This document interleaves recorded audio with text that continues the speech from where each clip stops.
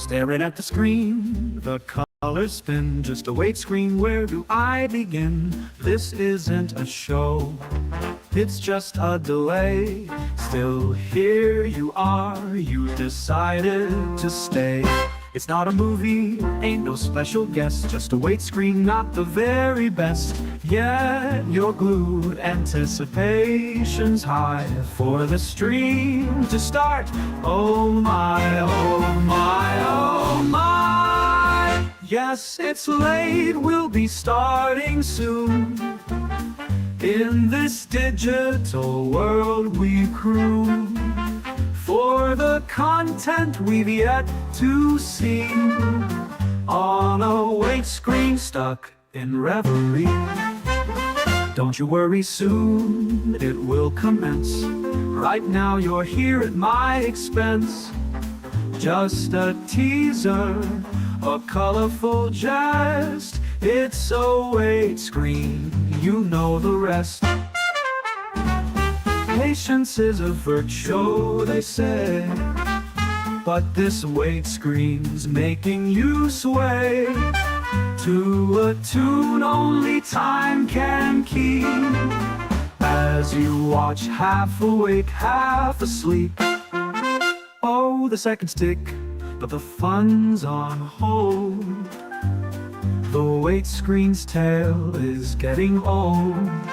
But just hang tight, don't click away. The show will start, come what may.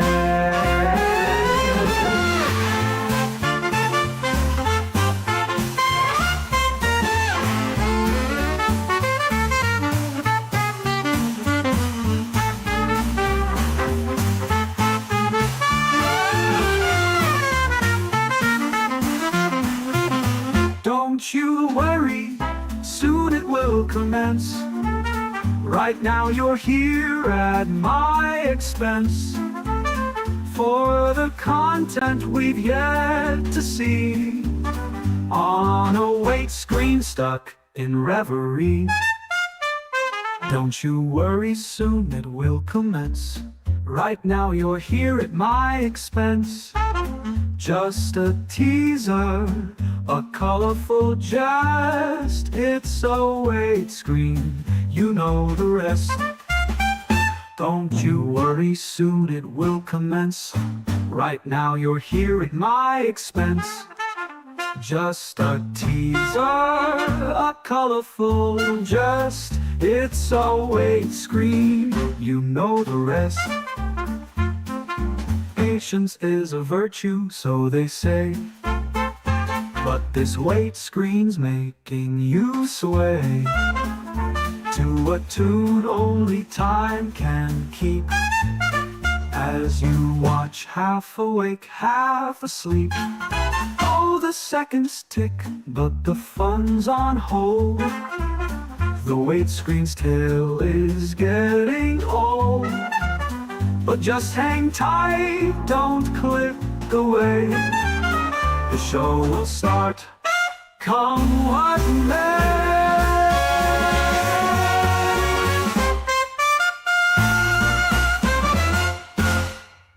Wait screen's tale is getting old, but just hang tight, don't click away. The show will start, come what may. Staring at the screen, the colors spin. Just a wait screen, where do I begin? This isn't a show, it's just a delay. Still here you are, you decided to stay. It's not a movie, ain't no special guest. Just a wait screen, not the very best. Yet you're glued, anticipation's high for grim to start. Oh my, yes, this wait screen will be starting late. In this digital world that we create for the content we've yet to see. On a wait screen, stuck in reverie. Don't you worry, soon it will commence.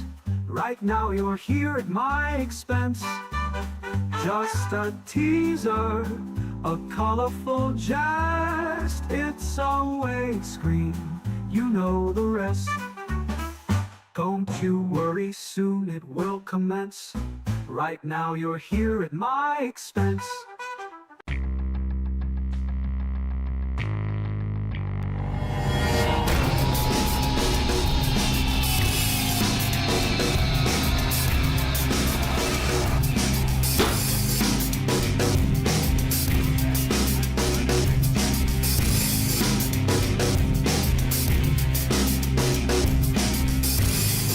Danny, goddamn it. Welcome to Mob Rules. We be back. We're still adjusting cameras. It's a good thing we don't meet beforehand and we just all arrive simultaneously at 6:04 on the West Coast. You just kind of congeal into a show, John. That's pretty much how this goes, I think right? congealing is probably the best way to call our show. What happens? I Yeah. want to say in Dungeons and Dragons term, this is a mimic podcast Oh, where it appears to be a podcast, but actually it's very dangerous for you to actually interact with. That's true. I'm really That is- stoked about our every other week format that we've started doing now too. That's right. Dickie, I was like, there's a little too much hobbying going on. My hobby desk right now is wrecked. Yeah. As I'm surrounded by bespoke hobby organization pieces that I'm currently making and doing. So once that's back up together, we'll probably make Dickie do more than once every 2 weeks. But from this point on here, we're pretty good. I'm digging it. We're digging it. Tonight, a couple of things we're going to be going over. One, well, originally it was just going to be about the Anphelion project because I started looking at Imperial armor after we got all misty-eyed and romantical about the old way of GW, like the fucking old grognards we are. Hey, John, do you mind if I kind of flip this into something maybe more modern people will be able to understand? Oh, please do. Okay. Yes, sir. We got all boned up Oh, talking about the Anphelion project, and now we're gonna nut, dude. We're gonna talk about it. is that what the kids Yeah, are yeah. saying these days? Yeah, dude. Wow. The Anphelion, Imperial armor, Welcome, Dickie. Mad 40k Riz. Yeah. Skibbity armor. That's the new series. Video. Armor of contempt, if you will. No. Wait, So, and also, I will announce that. So here are our viewers, the people that have talked. Steph, okay, downvoting people. I know he's old. All right, so we don't need to do this. We can talk old. Like we can just be Gen Z X, whatever we are. X. Skibbity armor, the new Imperial Skibbity, armor skibbity. series from Games Workshop, the brainchild of Mike Brandt. It's a kind of really is how do we reach these kids? How do we reach these kids? And how we do it is probably a time when you and Dickie are talking. I just type into Chat GPT, riz up my Imperial armor. Oh, And Nice. then I don't have to think anymore. I don't have to be creative. It's the best thing about AI. Yeah, isn't it that we don't have to think about anything or actually, like, I was just talking with Casey about this, like literally, like 2 days ago. The best part is one of my friends at work, he's a project manager and he's in charge of kind of introducing some automation to some systems. And people are like, well, it's just going to take my job. He's like, how do I tell them that it's dumb as fuck, but in a politer way? And I'm like, well, you're a tool guy. Like, show them a handsaw, show them a circular saw, and be like, both of these cut wood, but they'll do a shitty job of it by themselves. They're just tools. It's just tools that I use to not have to think. As I go into my next league match with Blood Angels this weekend, and I'm just going to ask the AI, hey, how do I win this match? Nice. And I'm just going to follow exactly what it says, and then I'll blame that for losing because I'm still using my shitty Desolator list. Oh, you gotta stop using that thing though. You get a lot of mileage out of those missile marines, dude. By a lot of mileage, I think you mean over the course of 20 games, one tank dead, I think. And even then, that was only because other better things damaged it down more. And this was kind of like, well, you're on 2 wounds, let's shoot my entire fucking surviving Desolator squad. Because let me tell you, when you're playing against my Blood Angels, guess what you just sort of ignore because they don't have line of sight on anything? Is those Desolator boys. I did base coat the Astraeus. Is Okay. I'm missing. I got to talk to our friend Josh and get a couple of the last little floaty panels that didn't come down with it. But the Stratus is, and in base coating the Stratus, which is the Primaris Forge World super heavy tank for Space Marines, it did make me realize this is unplayable in modern 40k. Yeah. And I'm notably not legended as well. I'm very excited to deploy it exactly in one place that will be able to fit without 75 other. Josh only found 2. Fuck, man, that price of free 99 is out the window now. How many is it missing, John? Oh, just 3, and I will just paint explosion-y battle damage around the one part that's like no longer there. Have you thought about maybe just trying to find a print? Oh, buddy, like we got to respect you. They're a poor little local mom and pop company. They can't afford for people to be going out and spending hours copiously scraping off double mold lines, so they don't get seen. Okay. But yeah, I'm excited to deploy it down on the table in the one spot it fits in each deployment map, and then watch it instantly be panned in as it cannot move over things. But that one ability, you're going to be slightly annoyed at one unit not being as good as others. Because they're -1 to hit? Yeah. Is that all what it does? I believe, I'm going to double check here right now, but I believe that is the entire ability. My entire plan, and I was like joking to people about it because like, well, why are you taking the stress? Like, because I made this like little list I want to do, and it's entirely based on that one Space Marine detachment's strats having a not a blow up strat. So my entire strategy is to 420 points right up the table, and try and blow up as quickly as possible so I can auto explode and do D6 plus 2 mortal wounds to everything around it. This, ladies and gentlemen, this is what I would call a perfect John bow. You know, I can't even shit on you, Dickie. That is 100% accurate. This is exactly the strategy that will not work at all. Yeah, so my list is called just through Astraeus, everything is possible. So jot that down. Yeah. That's the name of the list I want to run, and it's going to be awful. And the Astraeus' ability is in your shooting phase, after this model has shot, select one enemy unit hit by one or more attacks made with its twin macro accelerator cannons this phase. Till the start of your next turn, that unit is -1 to hit. That's all. That's it. Powerful. Powerful. Is it a transport? No. No, it's just a giant hunk of resin. If it was a transport, that'd be great because I would embark in the rear and jump out of the front and get a free fucking 75 inches of movement or however big the thing is. You're gonna have to get really good at math because you're gonna have to learn how to like fly over things with this. Because no way, dude. No, it doesn't have the fly keyword. No, but you can just walk over. Like you can just walk over things, right? Oh no, it's far too big to walk over. Oh. Come on. It's not fast. It's like movement 10. Oh, it's not. It is movement 10, toughness 12, which is a rarity. So land raiders, okay. 2-up save. There's lots of stuff that's tough. Well, but yeah. Yeah.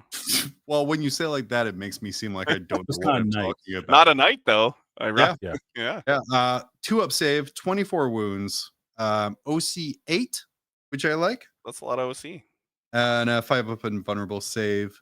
The twin macro accelerator cannon, 72 inches, 12 shots, sustained 1, hitting on 3, strength 9, -1 AP, 3 damage, twin linked. Oh, that's terrible. Yeah. Yeah, I mean it shoots well. Does it? I mean, it can't be. It also has -1 AP. -1 AP. That's his lots of little guy shots. It has a twin las cannon as well. Of course it does. Oh. And a bunch of plasma eradicators. Yeah, I mean a bunch. How many plasma eradicators does it own? Oh, a bunch. That's all that. You don't even know. That's all. A bunch of eradicators is known as a bunch. Two has two plasma eradicators. That's it. That's they're D6 shots each. When you're overcharging, hitting on 3, strength 8, -3, 3 damage. Okay, well, not bad. Like blast. D6 is scary though, right? Like that's a blast. Just shoot your high damage, high AP shots at large units. That's about, yeah, it's bad. They're 10-man Terminator brick. That's what. Oh, That's what. yeah. Oh baby. There's going to be the one time I deployed a table and a guy's going to see the tank and be like, what's that weapon do? It's like, oh shit. And you just see 20 Terminators in 2 units. They're like, Aiming in yes, front of it. it finally paid off. And then the guy laughs because they have 4 wounds each, and you're like, oh, this fucking sucks. Exactly. Or -1 to wound and shit. Half dude. my shots are wasted. Don't worry, they've armor of contempted to ignore literally my entire fucking main gun. Or they're just standing on cover somewhere and like Yeah. they're getting 2 up saves. Yeah. And nonchalantly standing in a crater while this gun shoots around. the fucking nerve of these guys. You would think that would make me less excited to run it. It only makes me more excited to run it. Yeah.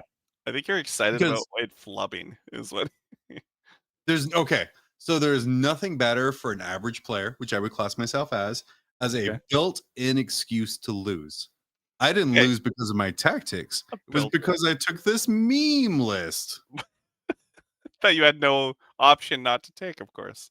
Of Yeah. course not. I just came for fun. That's why I took these lists here, and I'm getting really tilted when it doesn't work. No. No, but it's been a busy couple of weeks. Yeah. We are going to get to Anphelion project, but there has been balance has been brought to the meta. Oh yeah. There has been. Am I about to get dick down, John? You might be about to get dick down. An impromptu dick. Like a medium wienering today is what Dickie's trying to say. Throw it up on the screen. We're gonna get an Okay. impromptu dickin. I love that you forced me to look at the Space Marines, and now I have to go and look for the balance data plate. 1 second. There has been Son of a gun. models released for Bam. the most Oh no. underrelated faction in Warhammer 40k, and that is Marnius Calgar. There's been a lot going on this past couple Yeah, I weeks. thought we were looking at Ultramarines. No, we're going. You wanted some Dickin. I'm gonna give you a couple Dickens.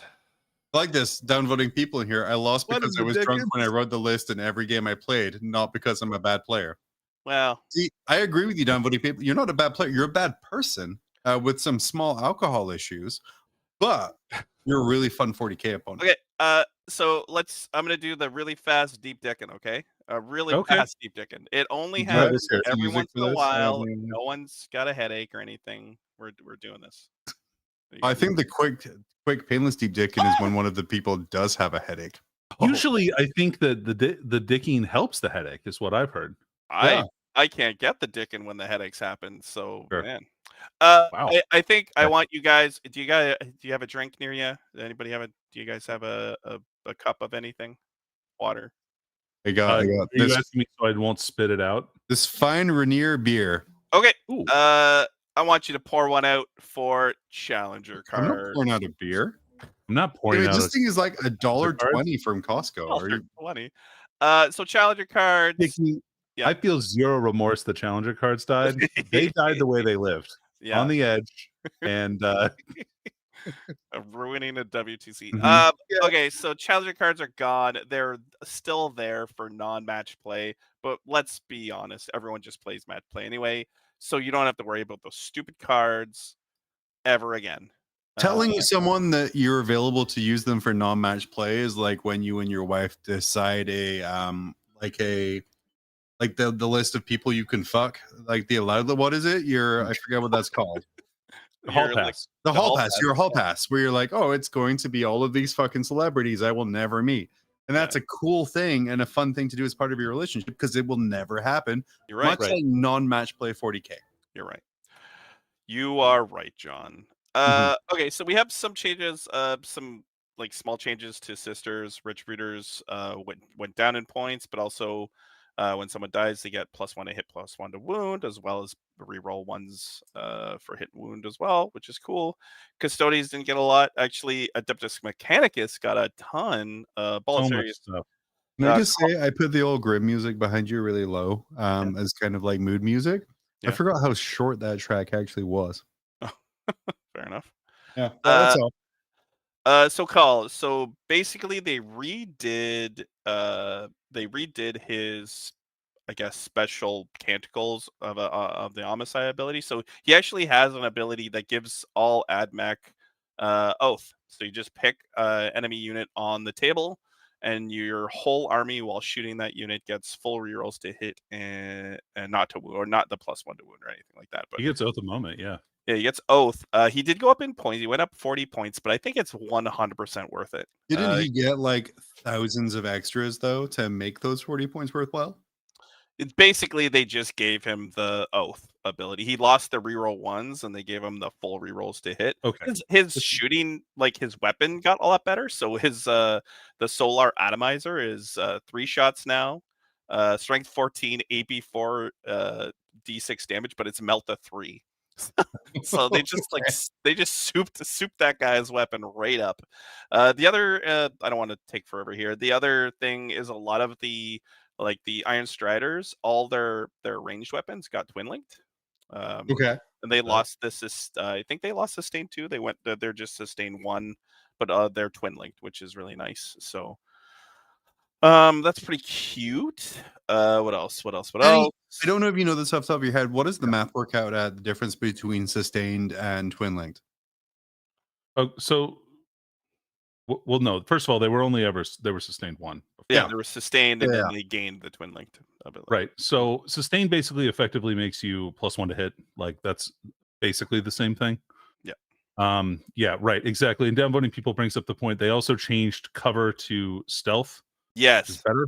much better. For one of his auras that he gives, and think his he aura used- that makes him battle line, which is actually fairly significant. It also gives +1 OC OC, units instead of OC just 3 leadership. troops are Really pretty, I pretty think- badass. Downvoting people here also use the Gen Z term that we're moving to, by the way, just so we can Oh, attract the kids. stonks, yeah. 'Cause, yeah, it's cover is also stonks, Nice. which I think means bad. The other thing here that was pretty good was the Transonic Razor and Cord Claw became damage 2 Yes. instead of damage 1, which is Yep. very good. I think we're gonna see like a whole slew of new AdMech lists. So you're gonna have to learn that army. If you don't know what it does, I would probably grab the book and take a look at it. But Good shoots. I think it Mhm. shoots real hard. I think it's gonna do a lot of things really well, especially with that oath ability, because they do have a couple of units in the book that just reroll hits natively. I think not the destroyers, the other guys with the anti-vehicle weapons. So The Preachers. yeah. Preachers get it as long as they're close to a battle line unit. yeah, so I think you're going to see a lot of different plays. I know that if I would look at the WTC Poland list, I would imagine that is very close to what you're going to see, and that was Rad Zone. So that was Yeah. 5s. Well, it is 6 months ahead, so they were playing with this update at WTC. That's right. Yeah. True. No changes to really anything else. Nothing crazy. I don't think. The only really thing I wanted to touch on before we sort of move on is Dark Angels. Your boy got a bit of a bump. Yeah, the Lion gets to pick 2 abilities now instead of just 1. Oh, Yeah. there he is. You love to see that. I do not. If I know we're doing teams now, so I do love to see that. That's a fantastic. No, but only one of us can play Marines. Oh Yeah, shit! Oh god damn! There, I found it. It was way down there. Yeah, no changes for Death Guard was wild. Yeah, well, they Um, kind of already gave them the slight hit, but they didn't give them a double slap. Yeah. Do you think that the hit that they gave them was anywhere close to enough? No, Having one less unit makes all of those rules really less oppressive. What if you didn't change the rules or the points value for Death Shroud Terminators? That's something that they did. yeah. Mhm. What if all the nerfs went to T-Suns instead of Death Guard? Yeah, which is wild. Wild. It just makes it seem kind of like Death Guard is the younger perfect child, and Thousand Sons is like the older brother who gets blamed for like all of the issues caused. Absolutely.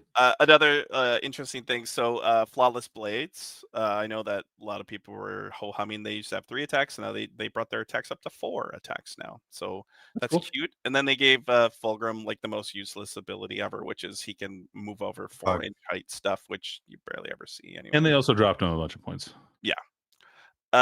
Gene Sterling Nerfed Cult used to got be a lot. slapped from Yep. what I was told. I'm not going to go through it. Good. I do like the little Blood Angel changes. Sandguard made spears those are worthwhile, and made them hit on 2s, which made me all kinds of horned up, even though That's they are pretty more cool. expensive now. The Silent King doesn't ignore mods anymore. That's I the was change. gonna say, yeah, I is was waiting good. for the ignore mods. It's just that the 2 move. Orcs look like they got more losses for orcs somehow. Orcs got all buffs, pretty much. Oh yeah, guys can go with boys now, which is cute. Yep. Yeah. The Dreadnought does mortal wounds on the charge instead of his other useless ability. Okay. All right. Commandos can split into 2 squads now. And there's a bunch of point drops across the board for orcs. So Good orcs for got a them. bunch of buffs. Good for They them. seem better. Trying to go to the poor Thousand Suns. Okay, Thousand Suns. I don't know Doesn't what. look so bad. That's only 3 little sections.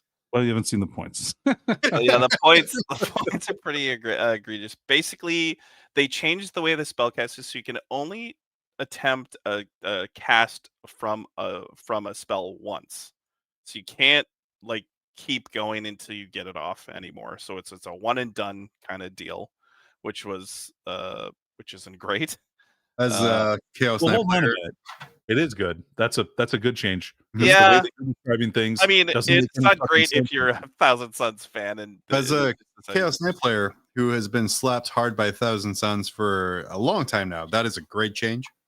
Yep, Nurgle Magnus did do something questionable. did. He existed. Very questionable. Anyway, yeah. So they got some hits and points. So I mean, yeah. Well, they got some points decreases for their 8 bound, which is nice. As well as each time a model in the unit, blah blah blah, improve the damage characteristic by 1. So exalted 8 bound are damage 3. Awesome. Strength 10 too, which is And those are twin link too, yeah?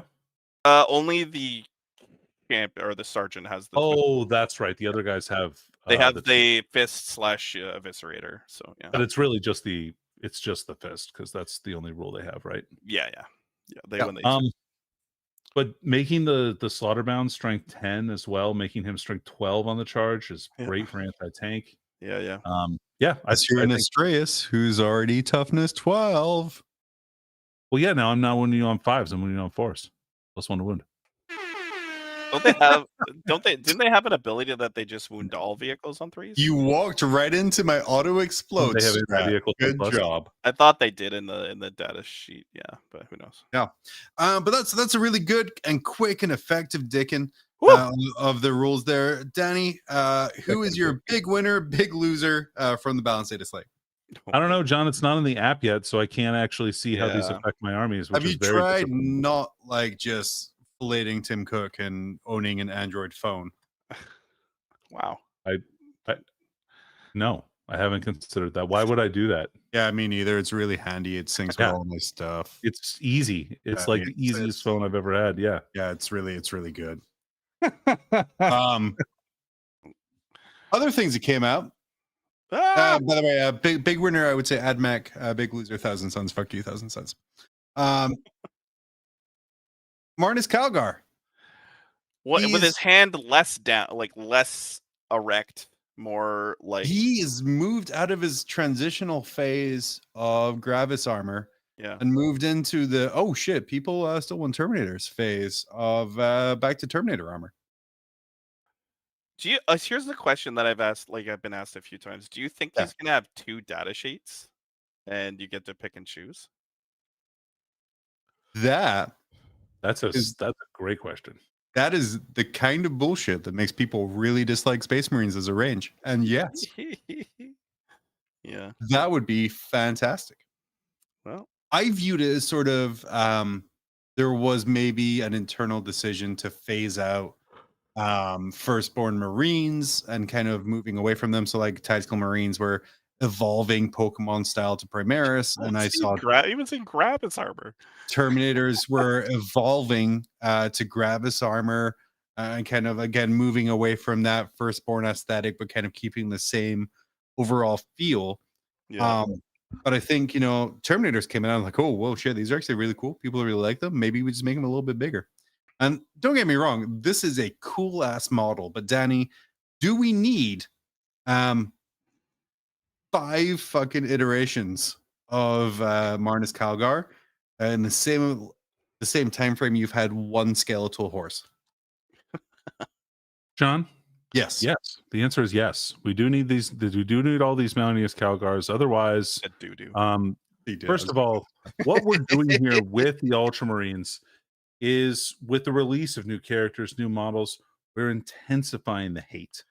Mhm. So Yeah. people that dislike Ultramarines and like, so we can concentrate that negativity into the Ultramarine chapter, and we can move on into like the other Space Marines being fine. Like Iron Hands, well, that's not toxic. Those guys are totally great. They don't have stupid Marnius Calgar or a bunch of extra models that nobody asked for.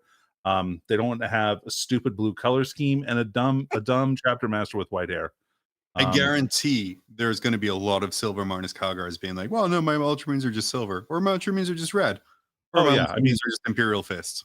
Yeah, he looks keep in like mind, I'm gonna make a Dark Angels version of this character. 100%. There's going to be a Blood Angels version of all of these characters. Yeah, for sure. And by Blood Angels versions, I'm not going to convert them. I'm just going to paint it red. Our favorite character.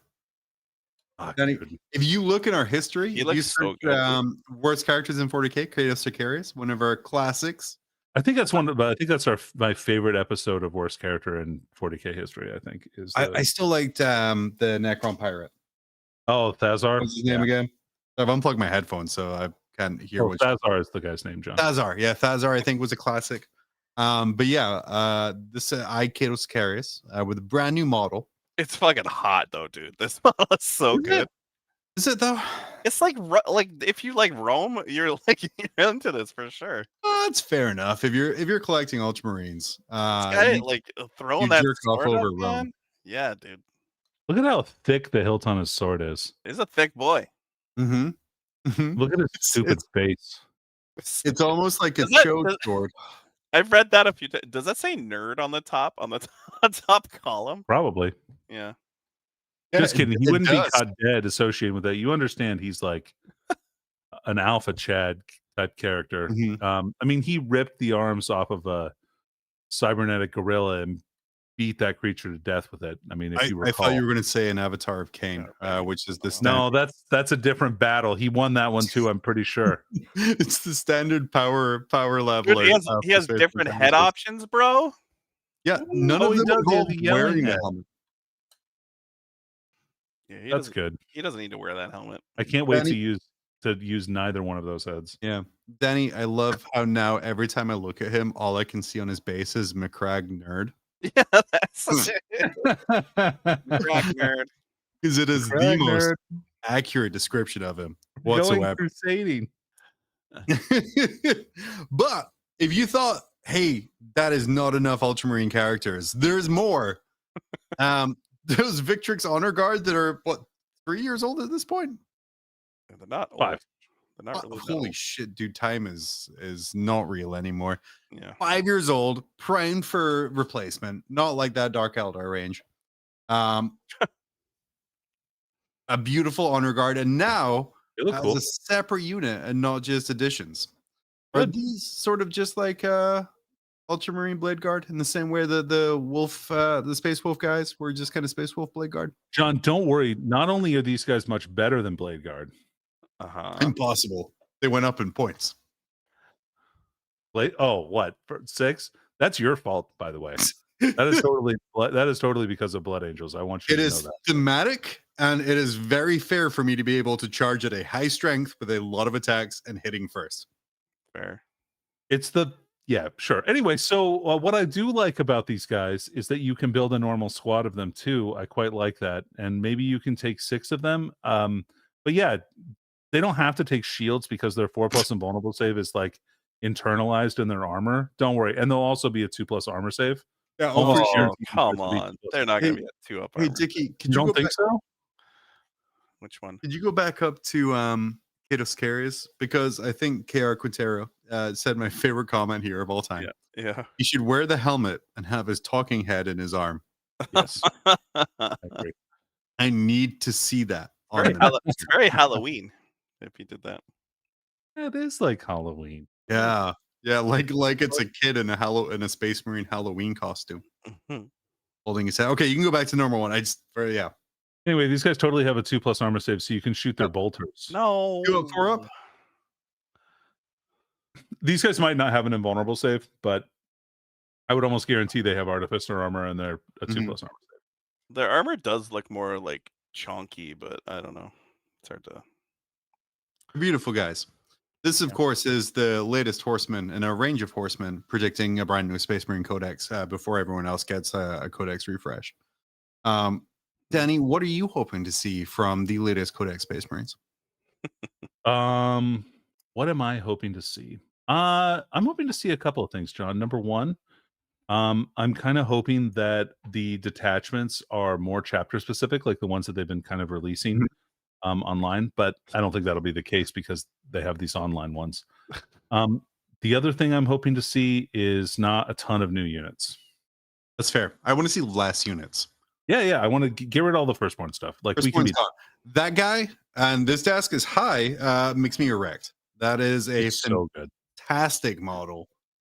I don't even care that I would rather have him in a power fist. That is absolutely beautiful.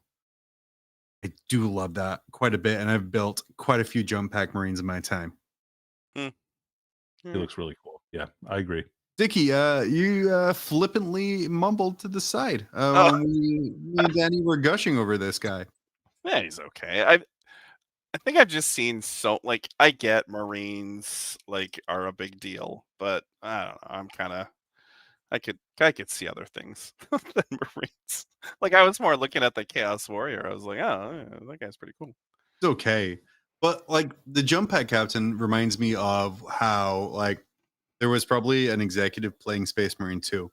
Yeah. And he probably jumped up with a jump pack and then slammed to the ground with a thunder hammer. It's like, oh, this is cool as shit. We got to find some way to do this in a miniature.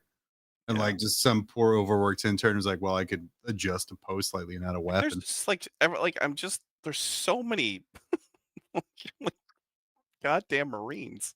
Is this guy a different character? Yep. Is he a special character, you think? He's a special character. He is from the rights of whatever. Yeah, he's like a book or something. Yeah, he's a book. The whatever the 40k series they tried to make similar to the Horus Heresy series when the new edition came out. He is a special ultramarine boy, because you know what the world needs? More special More ultramarine captains. Yeah. Okay, cool. Oh, and then also now you see the new Necron novel coming. Oh, really? Yeah. Okay, yeah, no. I missed that. I'll find that. Well, I mean, That's fuck great. all this prepared stuff. I like all of Is this it- just going through. Is it Warhammer. against Guard? There's a lot of Guard novels coming. I saw that article, but I didn't really read it because I'm like, well, that sounds boring. It does. Oh, Yeah. this stuff. There you go. Yeah. So you have Yarrick, which I'm hoping explains how he gets murdered and placed on Angron's bell. Angron's belt. They got to make that canon. Oh, they absolutely do. And this book, I mean, good luck getting it. But yeah, whatever. You have a Death Corpse novel because everyone loves the Edgelord Marine or Guard. And then a tank mob. Steel Tread Demolisher. Yeah. Yeah, these were all kind of things where he Every side from Danny was classic. Okay, great. These are all kind of the things where he shows up hung over to the Black Library meeting. And they're like, Andy, what you got? Fuck Demolisher. Great, do it. Damn it. Vagabond Squadron. Okay. Instant That classic. does sound awful. That sounds terrible. It sounds, oh God, it's just the Guard. Dickie. It's just guard. it's all Guard?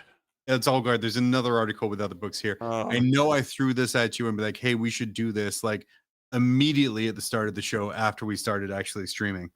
Yeah, you did, but it's okay. But that's Would okay. it be the pre-order thing here? Maybe this one. I don't think it's pre-orders. Do That want is some of the fucking Chaos Dwarves. sexy. They look Oh, awesome. yeah, look So cool. at that guy. I also want that box because I play that army in Age of Sigmar. Necromon. Oh yeah, those guys were cool. Did you see the dogs were cool? Yeah. I'm like, is the size difference completely off on this scale versus 40k? Are they close? No, Um, they're the same size. Are they? Yeah. You can use a lot of those models for like cool stuff. Like, look how badass. That little fur cloak there. I've Yeah. seen a lot of people use those as scout models for Mhm. space. You're good scouts. Those are so cool. The little ash They're cool. Yeah. space old Need to Sea order Space Wolves. Saints of the Imperium. Oh no, it's somewhere. But there is like a new Necron novel coming. I don't believe you anymore. I don't John. believe you anymore. Unfortunately, it's been too long. Don't think I dreamed it. Today at work was incredibly annoying. but I don't think annoying enough that I just that I just completely. It's called Unflappable and Undying, Dickie. If you want to search real quick, Okay. I don't think I imagined an entire book. It's called Tomb World. It is by Jonathan Beer. And it's while their empire sleeps, the Triarch Praetorian stands sentinel. Kemet has done her duty over her tomb for millions of years, but as the Necrons begin to wake up, so too do old ambitions and treacheries from aeons past. Dogged by the shame of terrible failure, Kemet is given one chance to restore her honor. Necrons, by the way, are at their very best in books when they're just fighting each other and being dicks. Well, yeah, because they're on an even playing field, right? Yeah. Like when they're fighting other races, it's not really fair. Hey, Danny, what if I was to tell you there's going to be a Night Lords novel coming called The Remnant Blade? I don't believe you. Dalchin Razik, the Skin Taker. I mean, honestly, I could be making this up. This is. I mean, that does sound like a Night Lord right off the bat. Former Lord of the Blades of Atrocity. I mean, Jesus Christ, these edgelords. Deposed by his rivals and left for dead, he catches wind of a deadly new threat rising against the Night Lords with former allies and merciless foes circling around. A phantom void chip, a renegade tech priest. Many stand in his way, and his blades thirst for blood. That sounds sick. I'd read that. I'm sold. Yeah. Sold. Yeah. See, like I'd also love to read that Necron book. It's about a Triarch Praetorian. Mm-hmm. That's kind of a new point of view we haven't really gotten before. No, we've had lots of lords, lots of kind of high characters and special characters, but never in the really. Infinite and the Divine, they had the one that came in who was like part of the Silent Kings. Like there was a judge, sure, remember? And then it wasn't Trazen, it was Orican kept rewinding time every time there was a trial. Until he won. Do you remember that? That was awesome. Dude, the best part of that book was the trial where he just kept losing, but just kept rewinding time and trying again, like some weird Quantum Leap style fucking episode. What about this piece of evidence? the Time Lock Columbo, I believe, is what the move was called. Hey, I checked. Because it was fashioned on Tomb World Columbo, very famous for its turn around and one more thing. 1011 more thing, because they're robots. Got it. See, that's the joke. This is binary. That's a good one. To get the kids involved, the Anphelion project. Oh yeah. Yes. The Mechanicus think it's a genius idea to keep Tyranids locked up in a swamp lab. Shockingly, it's not. That was the summary that I had to attract Gen Z viewers. Oh, okay. Makes sense. That's it. But yeah, the Anphelion project is Imperial Armor Volume 4. It had 2 different editions. It was that good. We're really all familiar with the Imperial Armor series that were created to help sell the Forge World books, the Forge World models that they came out. They were just beautiful set piece models. And this one was, I didn't really realize it until I started kind of looking into it, but it filled a different niche. So you had the Badab War Imperial Armors, which filled the void of giant, like galaxy-spanning huge conflicts. And you had like more system-wide conflicts. And then this one, the Anphelion project, is located just on sort of a singular planet. Yeah. And kind of the things that kind of go on and around there. Dickie, I know you read it the past couple of weeks. Yep. Not something you'd read before, right? I mean, it definitely has a lot of the feel of almost every 40K book that I've read. Well, I mean, you've seen Jurassic Park and Alien before, but aside from that, yeah. I think the first thing I said is, man, if Tyranids were only this scary on the tabletop, man, oh man, they'd be a good army. What if we gave Tyranids more than AP2? Would that be something that you'd be interested in, Dickie? Or like some ability to pounce on their prey? I don't know. It's a silly concept. Well, let me tell you, at the time this book came out, this did make Tyranids sort of oppressive, Danny, from sort of like a historical context from the units that came out. Demacaron was So like the new hot. Demacaron came out as part Yeah. of this. The Trigon originally came out as part of this. There's some different spores that came out, and they filled a bunch of different niches. And this is what the Imperial armors did really well. Well, for players of that army, maybe not the opponents, but Imperial armors found sort of gaps in your army and inserted units into there to kind of fill that niche area. And this one did it really well for Tyranids. Danny, I know you're a long-term Tyranid player, yeah, and you played it before and after sort of an Anphelion project. What was sort of your take on what this did to the army? Well, it gave you a really, really good melee anti-tank unit in the form of those Siegebreaker Carnifexes with the claws. Oh, So they had like armor bane and like a bunch of other stuff. I think I remember. I asked Dickie to do one thing in Chrome, and now he's going to be like, "Oh, I'm just going to do all of the things in Chrome." But yeah, that I mean, the Demacaron was I always found it to be annoying, but like, I didn't really ever buy one. I've had because I don't like the model. Oh, dude, I love the Demacaron model. I know it's one of my favorites, and like it's still to this day. Like I sold all my Tyranids. I have one still to this, and it's Demacaron. It's actually Josh's old Demacaron. And fun story is like, hey, can you paint this up for me? And he gave me the color scheme to do for it, and I sort of half ignored it, and it turned out really cool. And I think that's why he gave it to me, because he was like, "Fucker, I didn't want it like this. It looks kind of cool, but out of place." But do you remember, John, when we played when the new Tau book came out in 7th edition, when they had like the everything Overwatch together? You murdered everything because you had 3 storm surges.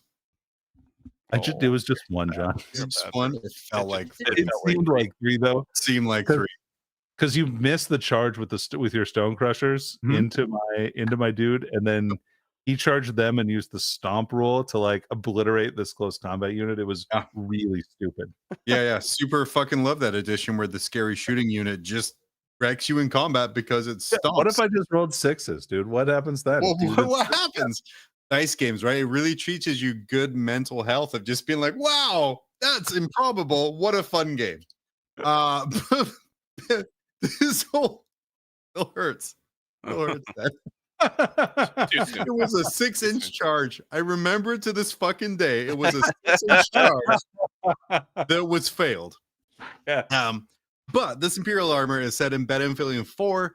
It's a remote kind of hostile like jungle world out in the middle of fucking nowhere. On the surface, it's just a death world, nothing there, but secretly, it's an AdMech top secret research station where their goal is to capture Tyranids and turn them into weapons for the Imperium. Which, like, spoiler, probably not a good plan.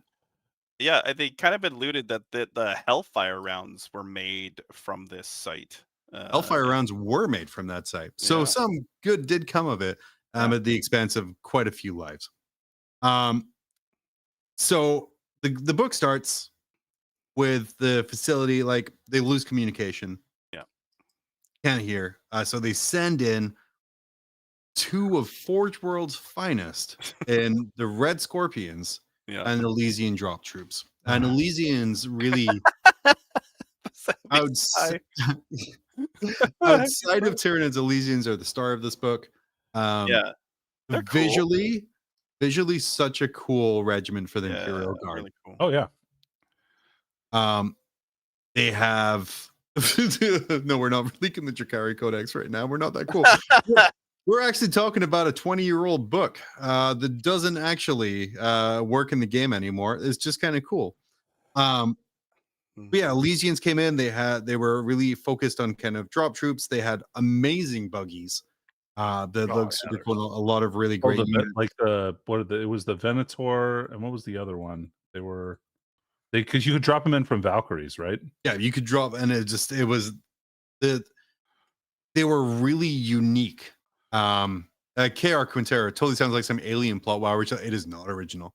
If you take Jurassic Park and you give it a bunch of wine and then make it have sex with alien or aliens, you get the Anphelion project. That's all it is. It's not original.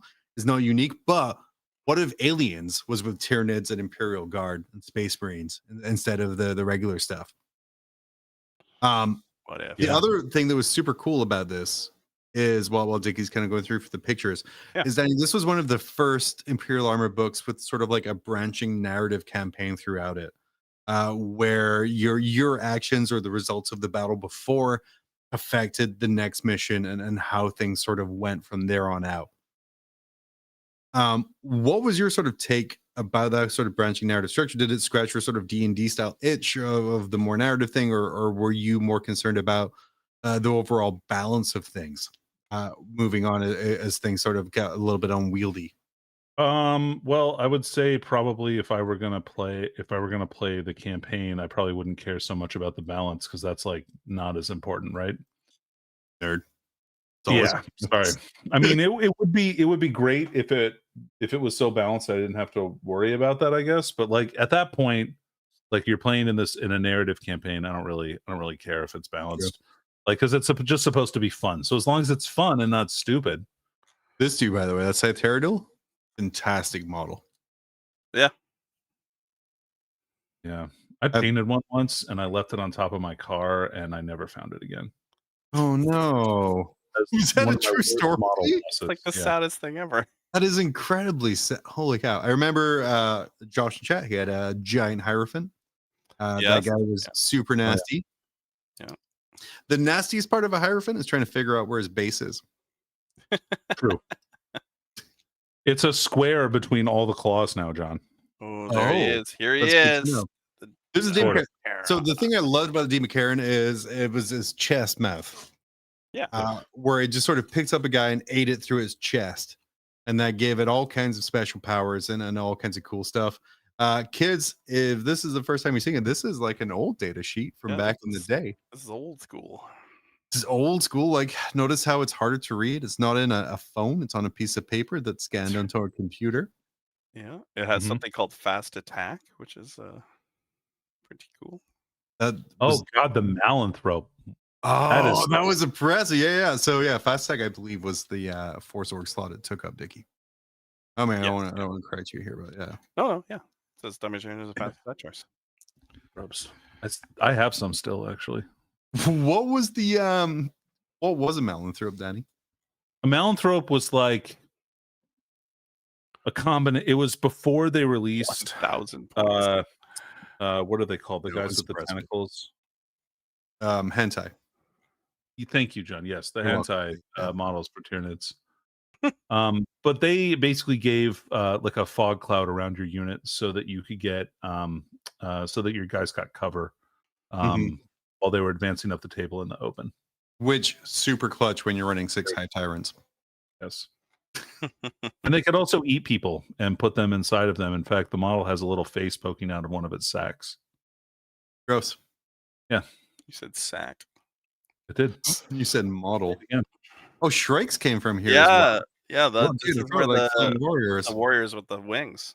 I think this book is a really good indication. I mean, obviously, it's happened quite a bit through Forge World. Holy shit. I wish I would have gotten that flying tyrant that came out with this one. Yeah. That guy was really cool. One of the first Imperial Armor books where quite a few of the models from the book transitioned to plastic. That's true. Yeah. Because of how successful it was, so Trigon, the plastic kit moved on. I think the Shrikes well, like a lot of other guys. It's GW really mined this book for Tyranid stuff. They did. It was sort of an underutilized faction at the time, and Forge World knocked it out of the park with their additions to this year. Malanthropes can go to fuck though. They were fucking awful. 85 points. Are you kidding me? I remember them being oppressively cheap. Yeah. But that was, I know our local meta at the time had a Malanthrope problem, or after I bought into it, a Malanthrope solution. Dude, did the Trigon come from this too? The Trigon came from this. So that was they made the Trigon kit a long time before this book came out. Yeah. Or not a long time, but some time before. But this was the first time that it got like. Did they have printed rules in this book? So yeah, the Trigon was like one of the like original Tyranid, I want to say, resin kits. Yeah. And they made it, but Neotic I think it was Spores. Imperial Armor. Yeah. Neotic Spores were oppressive, and I loved them. I had maximum Neotic Spores. Man, I think the one thing when I was kind of going through this book is I wish GW did stuff like this again. Right? I mean, that's what was kind of going through my head 2 weeks ago when we started talking about kind of books of the past and kind of things like that. These books are just so amazing. Yeah. It uses like the unreliable narrator trope for kind of how it tells a story of what happened in the battle. It came up with kind of unique rules and units and things that were really thematic for what was being played. And like Elysians, like when it comes down to it, like essentially they're Imperial Guard, right? They're regular human guardsmen, but they got so many thematically cool things to make them stand out and make them unique. Never made them feel overpowered, but it made them sort of unique. So it just wasn't another guard regiment. Because in this kind of a situation where you're taking like you're trying to go into the secret base, then you're not going to send regular guardsmen. See, what do you guys want to explain armor facings to people? Maybe they haven't seen it before. Okay, so back in the day, there was a thing called armor facings. So say my phone here was a Rhino. Yeah. This is the front, and then you would draw an X on it, and then you have side, back. And then what would happen is you would spend like maybe 5-10 minutes and I was gonna say, did you get any arguments based on armor facing before? Deep striking or sort of getting your unit into position or getting your anti-tank into position to get into the rear armor. And then you would spend about 30 minutes arguing with your opponent using a literal laser pointer with a line about why it is that your last cannons and meltas can see the rear facing. It's one of those black and white rules that clear cut, like right and wrong. That was one of the most divisive things in the game that I'm happy is gone. You know, the other thing I'm happy is gone is templates. Yeah. Because one, I was playing orcs at the time. Buggies. There's nothing more fun than an orc movement phase doubling in time while you make sure every single boy is exactly 2-inch space, so you don't lose more than you have to. But I do miss an orc truck full of burners and just dropping one flamer template down over 10 guys and be like, so that's 100 hits. Yeah. That is fair. Man, the vulture. We had a vulture problem here in 8th edition. We had a vulture problem here. Good thing they made planes literally unplayable. Yeah. Well, not back then, but yes. Good. Oh yeah, now. Yeah. They're suffering for their sins. The red. Oh, here we go. The red. This is the shining part of this book. I owned multiple Red Scorpion models. Did you? I borrowed your Cullen, the Dreadnought version, when I ran that stupid like for Leviathan list, right? list. Yeah. Oh, the humble. And they're great. I will say that's one of the bad things. I hope they change it around because I mean they won't stop selling it, but that Leviathan Cullen was an amazing model. Here he is, the Scorpion Warrior. That is the non Dreadnought version. No, so it's just in the future he dies and gets turned into Leviathan suit and becomes just badass. Yeah, they just have a Dreadnought guy here. Where's all the pictures? This is the first edition, so it's mostly art. Oh, look at that. The Arvis glider is one of my favorite models because it's shit. Gun? Nope. It's special. So these are just like missions. So yeah, the fun thing about these missions is, like I said, it follows kind of like a tree dynamic. So how you do in one mission informs where the next one goes or what you do or kind of different things like that. And it really makes you feel like you're like have a stake and an ability to change the outcome or win or lose an Anphelion for everything. There's a couple of really nice swarm mechanics in these. That was something that they did in fantasy. Like, I don't know if you remember, Danny, in like this Storm of Chaos where you had like objectives and you had to like you pushed forward or back kind of thing. Like I thought that was cool. Yeah. Oh, I'm looking at Nurgle Matt describing what I believe is a Lehman Russ with 14, 12, 10 for the armor. And then Falcon Hunter saying, I swear my blast landed on the rear armor.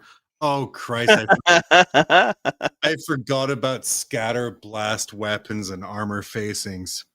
It only mattered for indirect fire. Mm-hmm. For direct fire weapons, you just went on the facing that the model was in, regardless, just as long as the hole was over the template. But what if it was indirect and instead of a game of 40K, we could argue for an hour and a half? Well, in that case, then you may want to play just a different game.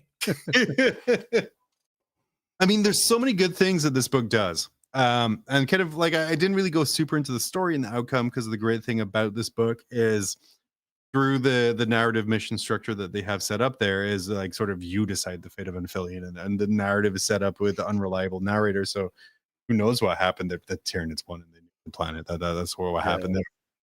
That's true. But it's such a great self-contained small scale story where we were at the time, like I said, talking about kind of universe-wide, galaxy-wide, kind of system-wide battles and all these giant things. This was a small, intimate sort of setting where you could really feel it. Really bigged up the horror aspect and how these Tyranids were terrifying and very strong. And it was just really well done. Now, my question here: Mhm. Imperial Armor, Horus Heresy Black Books, all of those, love child, brainchild of Alan Blythe. Rest in peace. Former Forge World head honcho, Warhammer lore like repository. And after he died, and I don't know if it was like a strategy to change or whatever, all of this went away. Yeah. And we went to this version of 40K that we have now that is clinical. So Yeah. we have balance, but with balance comes hardboard else.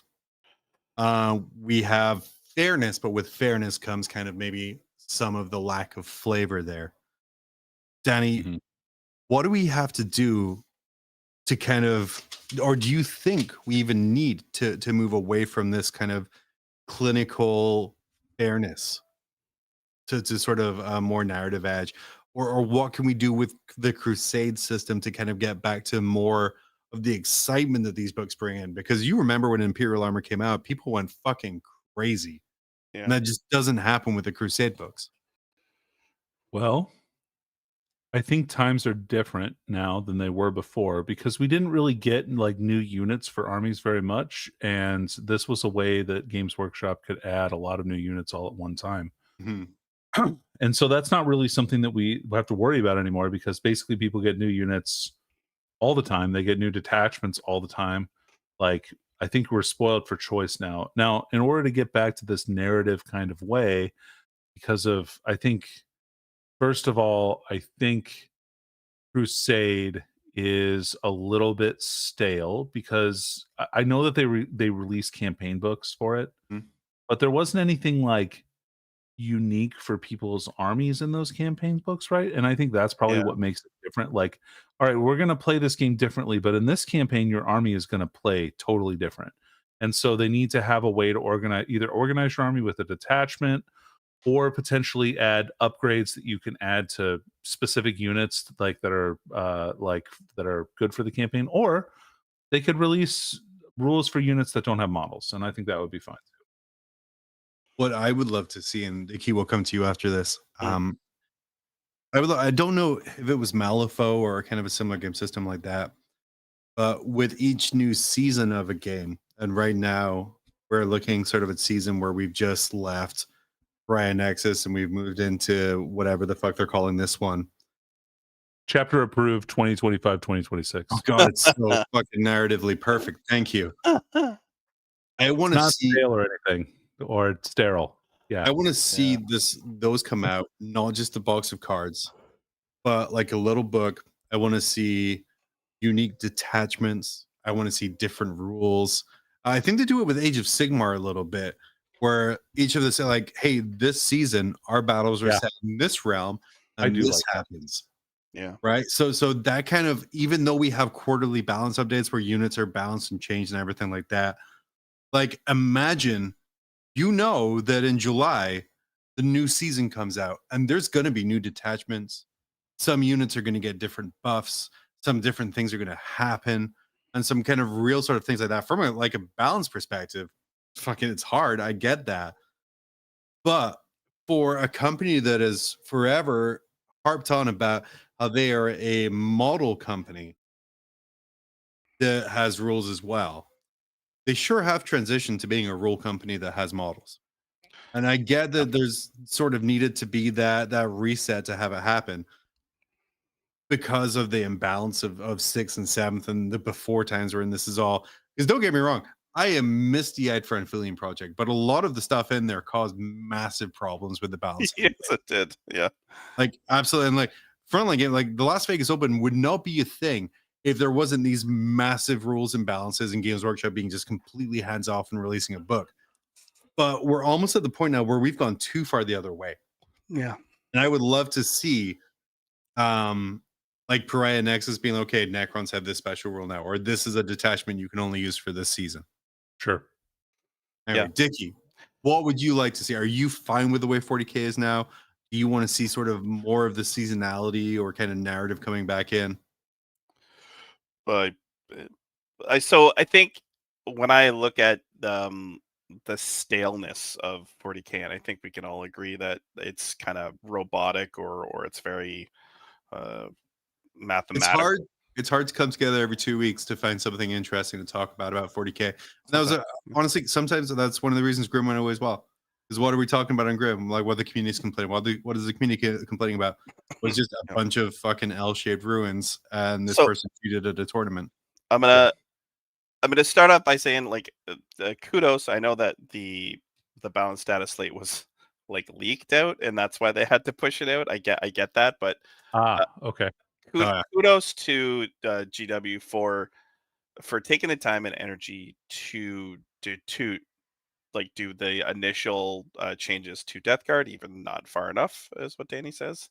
And kudos to them to make changes to AdMech, because I know AdMech has been a non-entity for a while now, and they did change some sister stuff, and we'll see if any of this stuff kind of goes further. But I think they're doing such a great job on that stuff, but they need to add a little soul to the game, and I think how they can do that is through campaign books where they get maybe a special character or special unit, or like Danny said, detachment. I think the one thing that I was super excited about is Grotmus. I don't know if you guys were in the same boat. Like I was 100%. totally interested in, oh man, my like World Eaters, like I can't wait to test out this World Eater detachment. Like that stuff is fun.